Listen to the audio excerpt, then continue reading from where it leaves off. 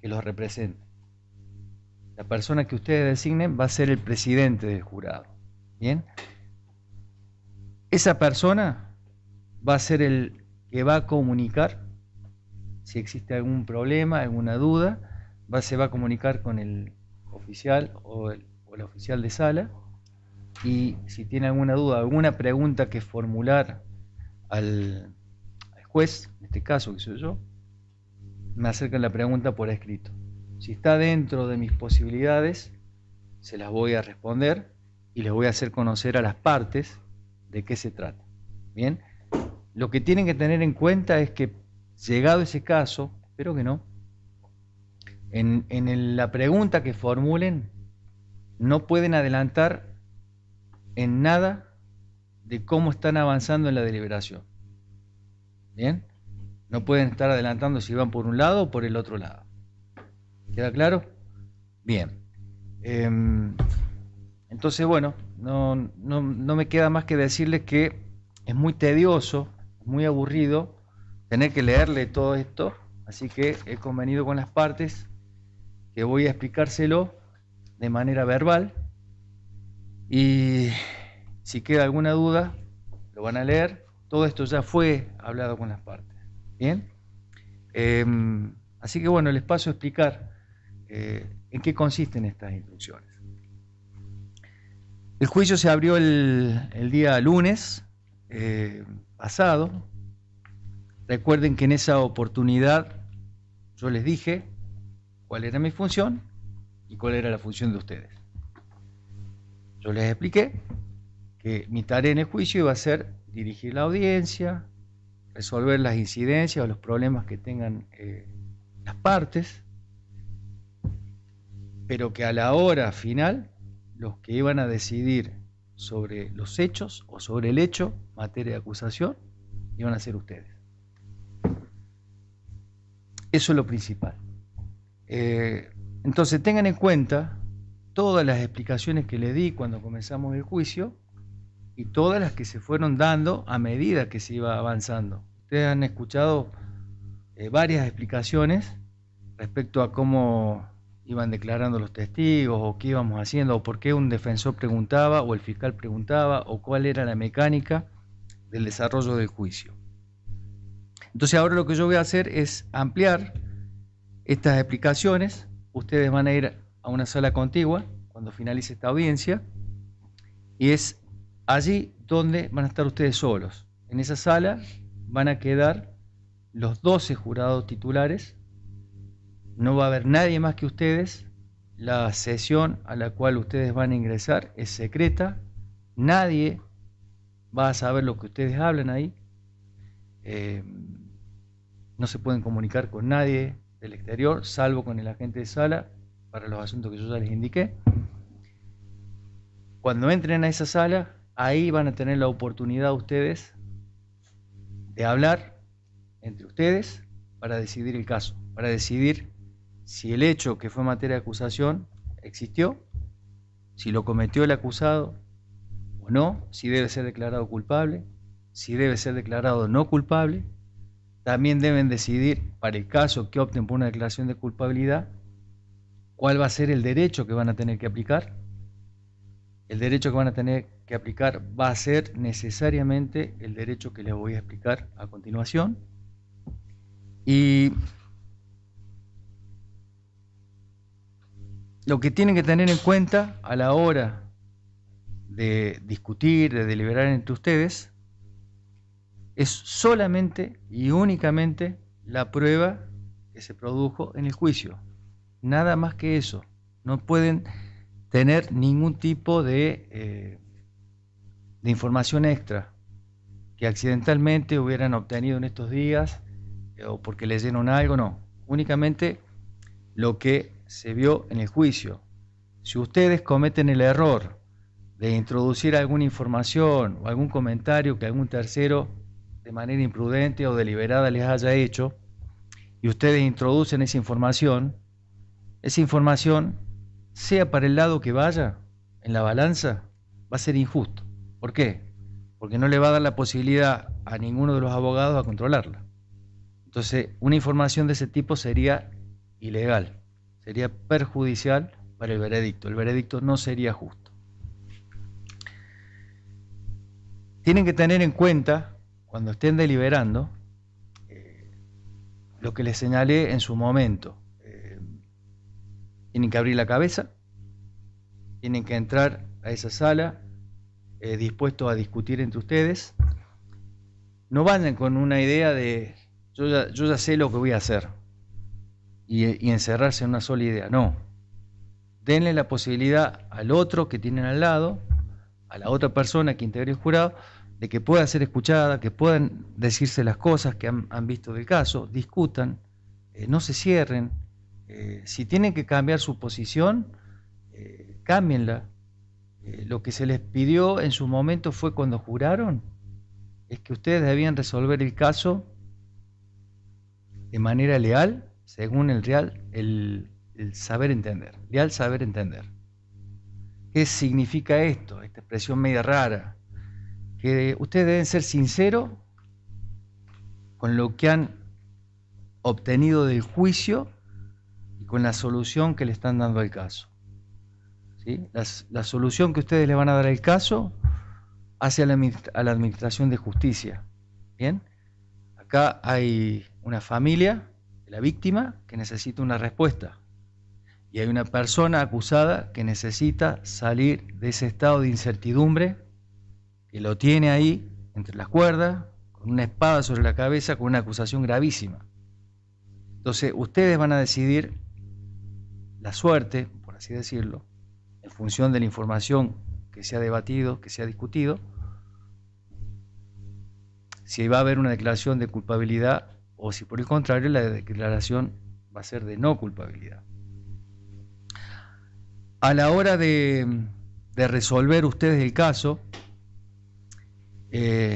no se dejen llevar por prejuicios, ¿sí? Hubo un momento en los alegatos que la defensa invocó una afirmación que les tiró todo el peso a ustedes, no corresponde, porque ustedes en definitiva, si declaran culpable a la persona acusada, me tocará a mí, como juez técnico, decidir cuál es la pena que le va a corresponder. Y si ustedes lo declaran culpable y a mí me toca decidir una pena, será por el hecho que ustedes decidieron que él cometió, no porque ustedes lo decidieron. ¿Sí? La responsabilidad de ustedes es dar un veredicto respetando ese leal saber y entender. Van a ver a lo largo de estas instrucciones la palabra más allá de duda razonable o más allá de toda duda razonable, que ustedes tienen que llegar a un veredicto de culpabilidad o no culpabilidad, superando esto que se llama más allá de toda duda razonable. Es una palabra que la van a ver varias veces en este escrito, es una expresión, más que una palabra, que no es de nuestra cultura, está implantada, yo se los anuncié el otro día, en el código, cuando se hizo la reforma, se introdujo esta expresión que viene de aquellos pueblos o naciones que hace siglos están trabajando en este sistema de juicio por jurados. Ellos utilizan esta expresión más allá de toda duda razonable, que es lo que se necesita como un estándar de prueba para poder ustedes declarar culpable o no culpable a alguien. ¿Por qué se apela a esta expresión? Porque hay algo que es imposible o casi imposible, que es el de llegar a la verdad absoluta, a la certeza absoluta. Es muy difícil, es prácticamente imposible que ustedes puedan decir, bueno, en este caso el hecho ocurrió de esta manera, sucedió porque el imputado quiso tal o cual cosa, o en tal circunstancia. Es prácticamente imposible. Entonces, razonablemente, ustedes van a analizar el caso, van a utilizar su sentido común, van a analizar serenamente todo lo que han visto. No pueden, no deben hacer especulaciones sobre lo que no sobre lo que falta, lo que no se hizo, o especular si se hubiera hecho esto, yo tendría esto otro, si me falta. No. Lo que tienen, la información que tienen. Utilicen el sentido común. El sentido común es el que utilizamos en nuestra vida diaria. Les voy a dar un ejemplo sencillo. Si a ustedes se les pierde Por ejemplo, el control remoto del televisor. En una casa donde hay varias personas. ¿Ustedes qué van a hacer para buscar el control remoto? ¿Dónde lo van a buscar? En los lugares donde habitualmente tiene que estar. Se van a preguntar quién fue el último que lo usó. Van a hacer toda una reconstrucción para tratar de determinar dónde está el famoso control remoto. Y puede haber un montón de especulaciones al final cuando lo encuentren, si lo encuentran. Y de eso se trata, usar el sentido común en ver cómo se van reconstruyendo las cosas y algunas veces van a tener dudas que les va a dar la incertidumbre de lo que pudo haber pasado. Entonces, lo que es importante que ustedes tengan en cuenta, aplicando ese sentido común, valorando todas las pruebas, es que no alcanza la probabilidad. No alcanza que ustedes digan, es probable o es posible que el acusado haya cometido este hecho. Tienen que ir más allá de eso. Dudas pueden tener, pero si ustedes ven que razonablemente superan esas dudas, utilizando el sentido común y algunos elementos que les voy a dar de cómo valorar ciertas pruebas, ustedes pueden decir, no tenemos la certeza absoluta, porque es prácticamente imposible, pero podemos decir, por ejemplo, que el fiscal y el querellante nos convencieron como jurado de que el hecho existió y lo cometió el imputado. O por el contrario, fue el defensor el que introdujo un discurso que nos ha generado muchas dudas, no las podemos superar, y a pesar de que es posible que pudo haber sido el autor, no nos alcanza. No es un juego de posibilidades esto. Ustedes tienen que tener la tranquilidad, la serenidad de espíritu, aplicando esto del sentido común, la lógica del día a día, en su vida diaria, y respetando lo que el juramento inicial se dio cuando comenzó este juicio. Sean leales, sean sinceros al saber que han adquirido y resuelvan en función de ello. Si ustedes lo hacen de esa manera, van a lograr un veredicto justo. Y estoy convencido de que así va a ser. No tengan en cuenta prejuicios de lástima. Si hay una declaración de culpa, yo les expliqué recién, no corresponde a ustedes analizar cuáles van a ser las consecuencias. Las pruebas son los que los tienen que mover a ustedes a resolver. Puede haber situaciones que han ocurrido durante el juicio que los pueden impactar emocionalmente, pero eso no deben resolver por emociones, deben resolver por las pruebas que vieron y fueron analizadas. A la hora de valorar lo que es prueba, ustedes tienen que saber qué es prueba, lo que hubo en la audiencia, qué no es prueba. Lo que yo dije y estoy diciendo en este momento, esto no es prueba. No es prueba ni el alegato final del señor fiscal, ni del señor abogado que representa a la víctima, ni tampoco todas las cosas que dijo el señor defensor. Eso no es prueba. Prueba es lo que han dicho los testigos, lo que han dicho los peritos, lo que declaró la niña en cámara Gesell, lo que declaró el imputado también. Sobre ese punto también voy a ir. Eso es prueba. Respecto a los testigos, en estas instrucciones van algunas pautas a tener en cuenta a la hora de valorar los testigos. Ustedes son los que van a determinar cuán fiable es un testigo, van a tener en cuenta si es una persona que tiene especialmente algún interés en la suerte de este proceso. Independientemente, las partes han interrogado a cada uno de los testigos y peritos si tienen algún interés en particular. Bueno, ustedes van a tener en cuenta todo eso. Tienen que tener en cuenta la formación cultural, la preparación, si fueron relatos espontáneos, si esos relatos entraron en contradicciones con lo que pudieron haber declarado antes. Tienen que valorar, por ejemplo, si lo que les dijo un testigo en determinado momento coincide con lo que pudo haber dicho otro testigo.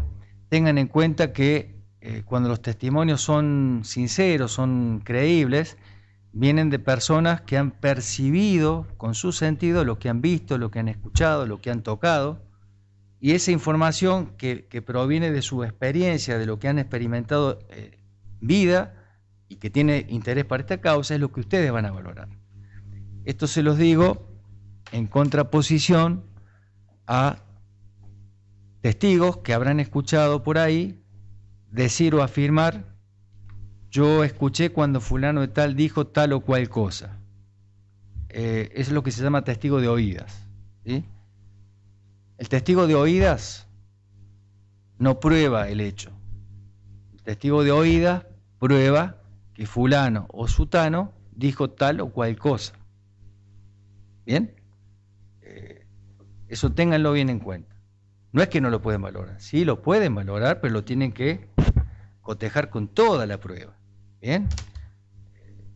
Pero recuerden esto, el testigo es lo que percibió. El perito, otra de las pruebas muy importantes que ha habido en este juicio,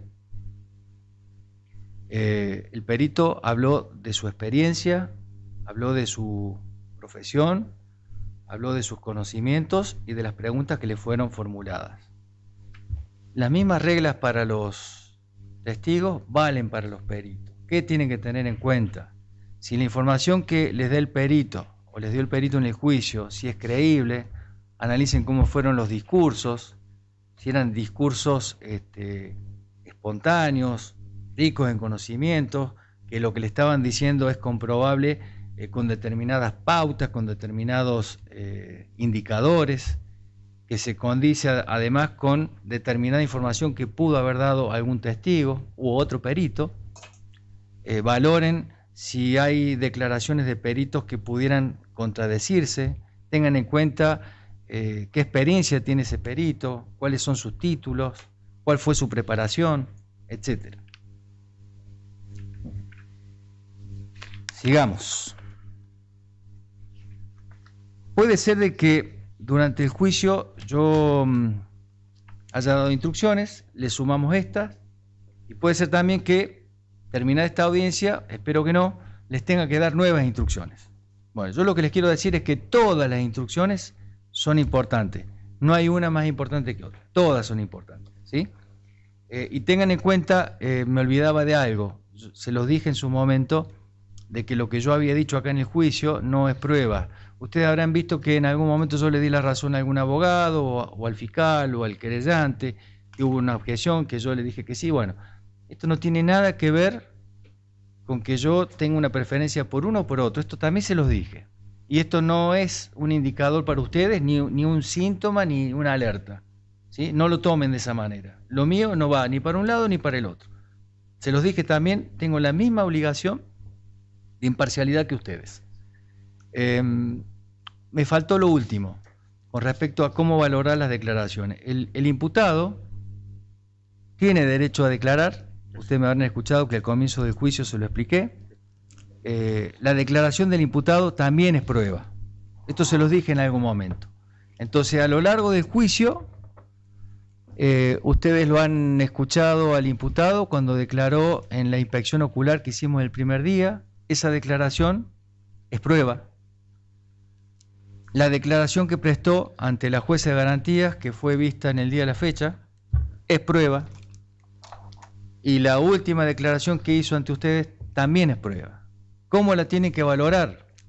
Del siguiente modo: él no está obligado a decir la verdad, él no está obligado a responder preguntas, él no está obligado a probar su inocencia. Ahora bien, si él decidió hablar y ustedes analizan que hay contradicciones o pudo haber contradicciones, lo deben valorar también. ¿Por qué? Porque esa declaración ha sido prestada en un juicio ante un juez y con un defensor que ha controlado el acto en este juicio y también en las otras oportunidades. Tengo que recalcarles algo que ya se los expliqué y se lo expliqué al imputado en su momento, que me pide el código que lo haga, que es respecto a la presunción de inocencia. Es importante que ustedes tengan en cuenta que este estado de inocencia está consagrado en nuestra Constitución provincial. En el artículo 22 de la Constitución provincial, para ser más exacto, la presunción de inocencia implica en los hechos que para llegar a un veredicto de culpabilidad el fiscal debe destruir dicha presunción más allá de toda duda razonable. Es el fiscal el que tiene la carga de probar. Les dije hace un rato que el defensor no tiene que probar nada, no tiene que probar la inocencia.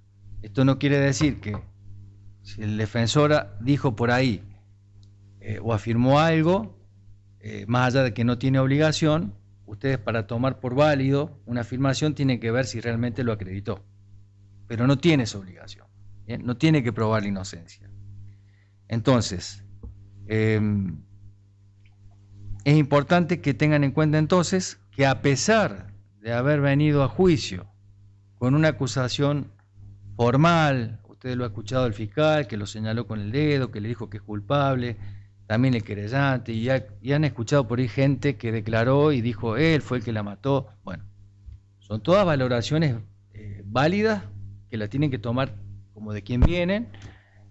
Cada uno hace la valoración de la manera más objetiva posible. Lo ha hecho el fiscal, lo ha hecho el abogado de la familia dentro de sus intereses, pero lo que vale acá es que esta presunción de inocencia tiene que ser destruida. Y ustedes, al valorar las pruebas del caso, teniendo en cuenta lo que cada parte afirmó, ustedes dirán, bueno, el fiscal me convenció o no me convenció. No, me convenció el doctor Antiguala, me generó dudas, o el señor fiscal o el señor querellante realmente me han convencido y me voy por este voto de culpabilidad. Bueno, esto es lo que tienen que hacer ustedes tienen que decidir. Pero acuérdense de que la carga es de los acusadores, no del defensor.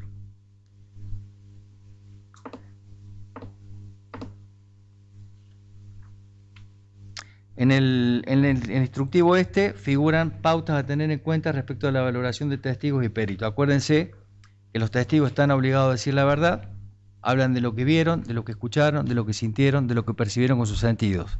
Y acuérdense de que el perito puede dar opinión y las opiniones que da las da en función de su profesión, de su arte, de su ciencia, y tiene que ver con lo que le han preguntado. Esas opiniones serán válidas en función de lo que ustedes analicen con el resto de la prueba. Recomendaciones finales. Cuando ingresen a la sala a discutir, pueden llevar sus notas, pero esas notas no son pruebas tampoco. También se los expliqué. Y no significa que el que tomó nota y tiene un montón de notas tomadas sea mejor que el otro que no tomó nota. Acuérdense lo que les dije en su momento. Lo importante es lo que ustedes tengan en la memoria en relación a lo que han visto en el juicio. Eso es lo que los debe convencer a ustedes si van a decidir por un lado o por otro lado.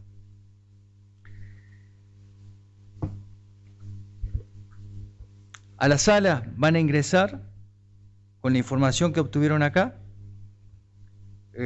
Pueden solicitar, si así lo desean, una computadora y acceder a lo que ha ocurrido durante el juicio, a cualquier información de lo ocurrido en el juicio.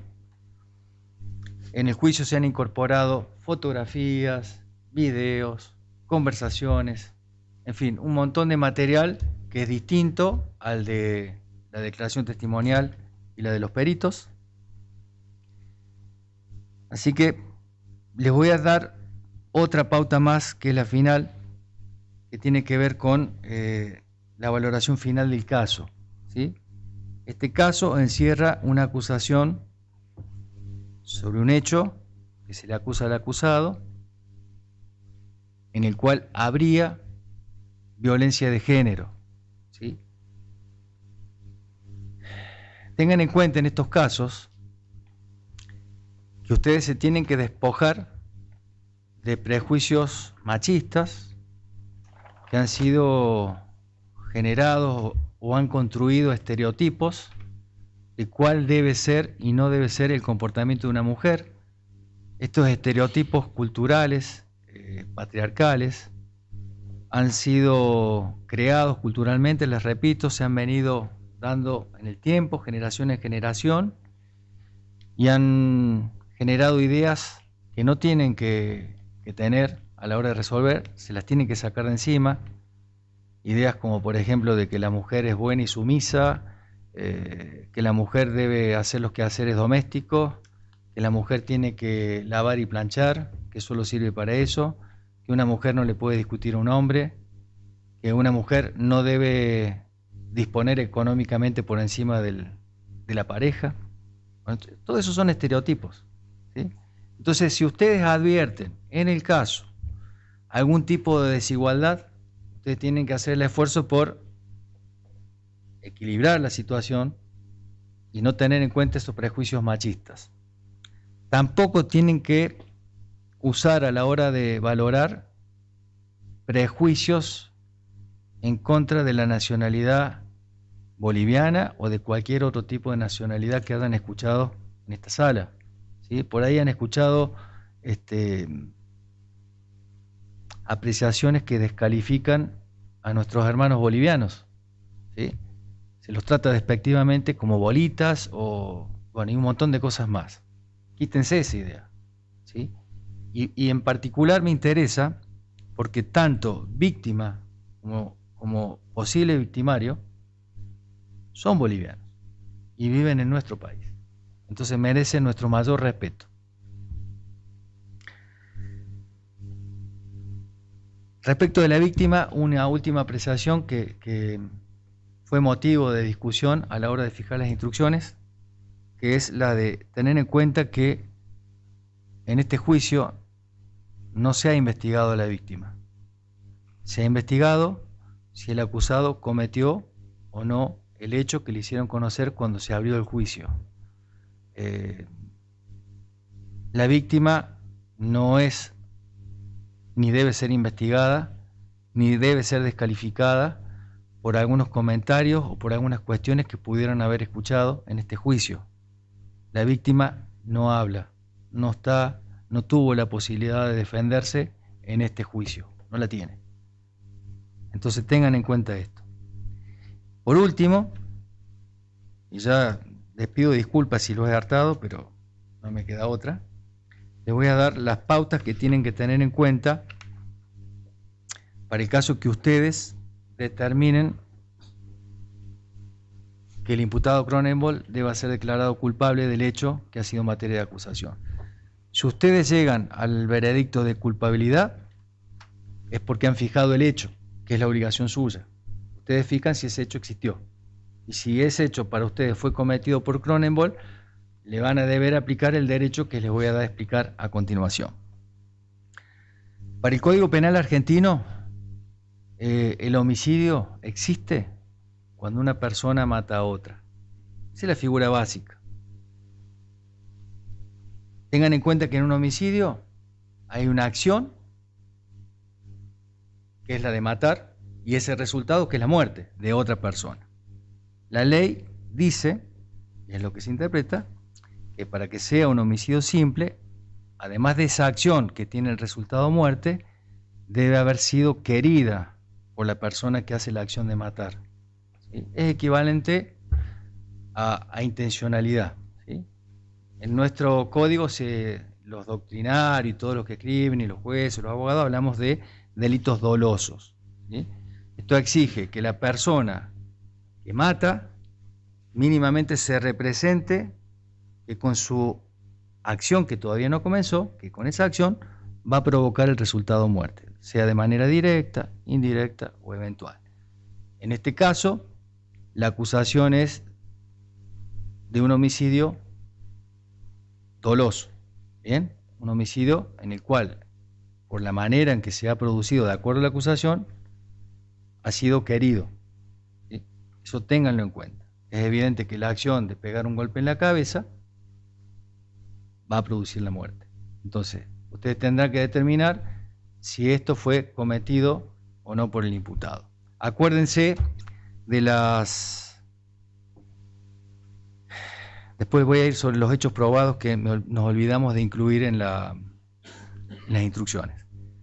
Entonces les expliqué lo que es un homicidio simple. Vamos a pasar a lo que a nosotros nos toca. Si ustedes determinan que este hecho, que fue materia de acusación, fue cometido por el imputado Cronenbold, tienen que determinar si corresponde la aplicación de agravantes, ¿sí? ¿Cuáles son las dos agravantes posibles en este caso? El Código Penal, en su artículo 80, inciso primero, dice, entre otras cosas, que es un homicidio calificado aquel que es cometido por una persona contra quien ha sido previamente su pareja o es su pareja. Si ustedes evalúan, en el caso que de ser declarado culpable, Cronenberg era pareja no conviviente de la víctima, corresponderá este caso. Eso es lo que ustedes tienen que ver. ¿Qué basta para esta figura? Que la persona sepa que con su acción está matando a quien ha sido su pareja o es su pareja. ¿Bien? ¿Qué debe entenderse por el término pareja? Independientemente de que es un término que todos podemos conocer y sacar por el sentido común. En el término pareja equivale a cierta relación que es conocida por el resto, es pública, es notoria y encierra un vínculo afectivo entre dos personas con un cierto margen de estabilidad en el tiempo. Eso es una relación de pareja, una relación afectiva entre dos personas, sin importar el sexo, con una idea de permanencia, de estabilidad, que los vincula afectivamente. Por eso el deber de respeto exigido para evitar o castigar con mayor gravedad estos tipos de homicidio. Por eso es un homicidio calificado. Ustedes deben evaluar también, si en el caso, tienen otra agravante más, que es la de femicidio. ¿Qué es un femicidio? Un homicidio que comete un hombre contra una mujer en el que ha mediado para ese homicidio violencia de género. ¿Sí? En las instrucciones está detallado qué es la violencia de género. La violencia de género está definida por ley. La ley 26.485 describe, da el concepto de lo que es violencia de género. ¿Sí? Está la definición, está escrito para que ustedes no tengan que andar haciendo memoria de lo que les puedo haber dicho. Ahí van a ver que hay distintos tipos de violencia de género. Hay violencia física, psicológica, sexual, económica. Van a ver también un concepto de cuándo se considera violencia de género doméstica. Van a encontrar la definición que está en la ley, es una forma de violencia, y lo que tienen que prestar atención ahí es que no requiere necesariamente que para que sea doméstica vivan bajo el mismo techo. Esto lo van a leer. Así que bueno, estas son las instrucciones. Les pido disculpas si he sido aburrido, he tratado de ser lo más sencillo posible. Recuerden, todo esto se les va a entregar, y las convenciones probatorias que me faltaron incorporar, que les voy a pedir por favor que las acompañen en un escrito complementario, son las que leí al comienzo del juicio. Las convenciones probatorias eran que la sangre encontrada, primero que Ángela Patricia Rendón Rodríguez murió como consecuencia de un traumatismo de cráneo que le provocó una hemorragia y como consecuencia de ella la muerte. Eso está probado, eso ni tienen que discutirlo, eso está probado. Está probado que murió de esa manera. Lo otro que está probado también, que no lo deben discutir, es que en el baúl del auto, así se dijo en la convención probatoria, en una requisa que se hizo con orden judicial, se levantó un rastro que corresponde a un rastro de sangre, y que esa sangre pertenecía a la víctima Ángela Patricia Rendón Rodríguez. ¿Sí? Esa sangre era de ella. Eso es algo que ustedes deben tener en cuenta. Y lo último, que también tienen que tener en cuenta, es que el imputado, el acusado Luis Fernando Cronenberg Suárez, en su momento, al principio, cuando habló con el defensor oficial Mariano Olivo, les dijo que él era inocente y que a Ángela Patricia Rendón Rodríguez le habían matado dos narcos colombianos. Corríjame si no estoy hablando de memoria. Sí, sí, sí. Esas son las tres convenciones. Son las tres convenciones probatorias. Adelante. Así que, si tienen alguna duda, le hacen llegar a la gente de sala la pregunta por escrito. Ustedes ahora van a ir a una sala contigua, van a quedar 12, hay 3 que quedan suplentes, les pido a los 3 suplentes que no se vayan, que queden hasta el final del veredicto por algún motivo. Puede ser que alguno, espero que no se sienta bien, bueno, o lo que fuere, ¿sí? Hay que prevenir. Entonces, y además creo que deben tener interés también en saber qué es lo que va a pasar con la decisión de los titulares. Doctor, sí. ¿la convención probatoria se la puedo leer? Sí. ¿Sí? El día del hecho, el señor Luis Fernando Cronenberg le dijo al defensor oficial Mario Olivo que él era inocente y que había sido 2 personas con acento colombiano. Con acento colombiano. Los que podrían haber dado muerte, sí. no narcos. ¿Me puedo acercar Bien. así no les digo adelante un tema de las instrucciones que estoy advirtiendo? Dialogo con ustedes así no me escuchan. Sí, ¿quieren que hablemos en particular? Sí, ¿Se sí, le ocurrió pero... agregar ahora? No, Bueno. agregar no, advierto una cuestión. Sí. Sí, pausamos 5 minutitos. Hablamos de... Bien.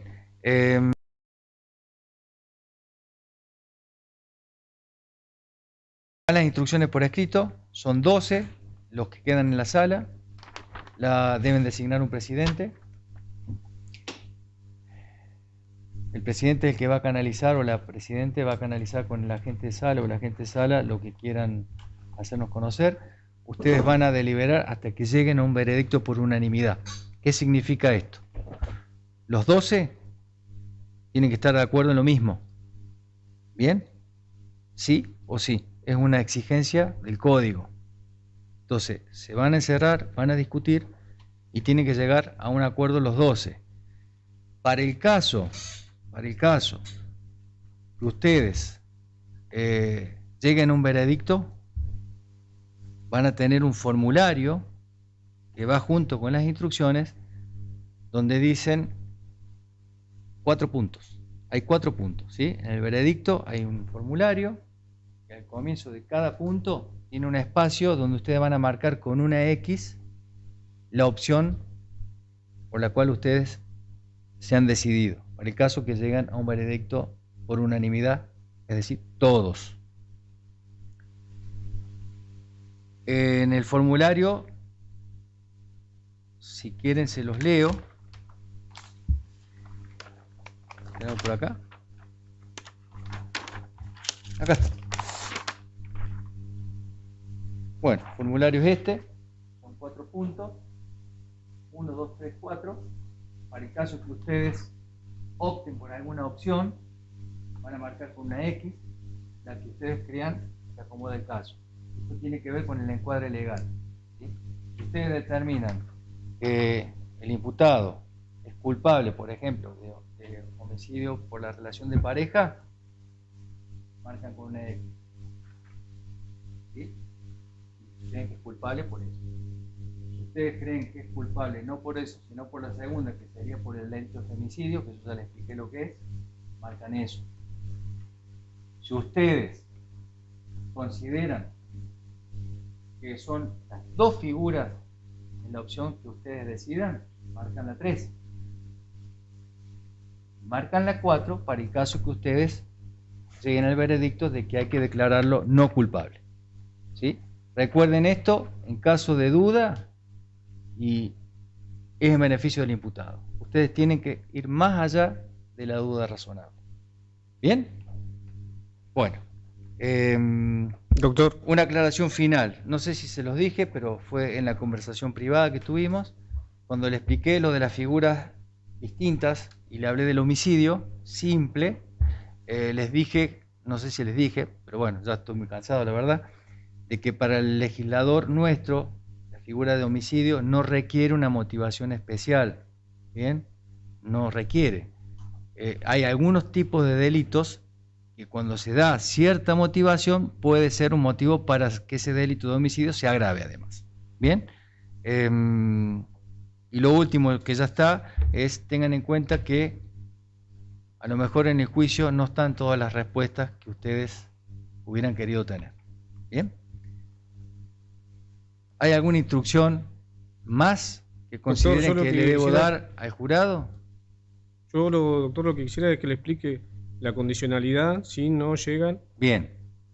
Para el caso de que ustedes, luego de deliberar y discutir, eso está en las instrucciones, ¿sí? Para el caso que ustedes, luego de estar un tiempo razonable, discutiendo, viendo cada posición, cada uno de ustedes es parte de ese veredicto. Si no llegan a 12 y están trabados, sea para un lado o para el otro lado, ¿sí? ¿Se entiende lo que digo? Se lo hacen saber a la gente de sala por medio del presidente de sala. ¿Bien?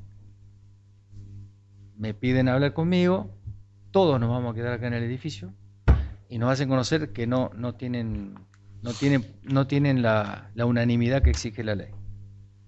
En ese caso, yo les daré, con el conocimiento de las partes, una nueva instrucción y para ver qué número va a hacer falta en esa segunda posibilidad para arribar a un veredicto de culpabilidad o de no culpabilidad. Bien, ahí el número baja, que es el que me pide el defensor, que para ese caso van a ser 10. Pero la consigna es que trabajen, discutan por un veredicto unánime, ¿sí? Y lo último, que no sé si se los dije, porque ya es mucha la información, ustedes no son responsables de lo que decidan. La única responsabilidad que les puede caber a ustedes es si alguno de ustedes ha cometido algún delito que lo han sobornado para este juicio y luego se comprueba. Es lo único que podría pasar. Y ustedes no tienen que dar explicaciones ni motivo a nadie del veredicto que van a dar. Es más, ustedes van a dar el veredicto y nadie va a saber cuál fue el motivo que tuvo cada uno para llegar a ese veredicto. Y no van a tener ningún tipo de consecuencia, ni civil ni penal. ¿Bien? ¿Hay algo más? No, si nos pueden mandar las instrucciones la oficina judicial, pero a las casillas, ¿eh? Sí. ¿Está? Como para... Sí. Doctor Herrera. Bueno, No, nada entonces más. ustedes van a la sala contigua. Les aclaro quiénes son los jurados suplentes. Son los que van a quedar fuera de la sala de deliberación. En el caso de las mujeres, ¿sí? Y la que llevaba el número 32. Estas dos personas les pido, por favor, que aguarden en sala contigua al final de la deliberación. Y en el caso de los hombres, el que queda como suplente es el número 15. ¿Recuerda quién es el número 15? Bien, queda a la espera también y a todos les agradezco la paciencia. Y por último, quiero felicitar a las partes porque han sido muy respetuosas a la hora de litigar y a la hora de hacer saber sus diferencias. Así que por mi parte estoy más que conforme. Bueno, muchas gracias a todos. Cuarto intermedio, hasta que tengan un veredicto.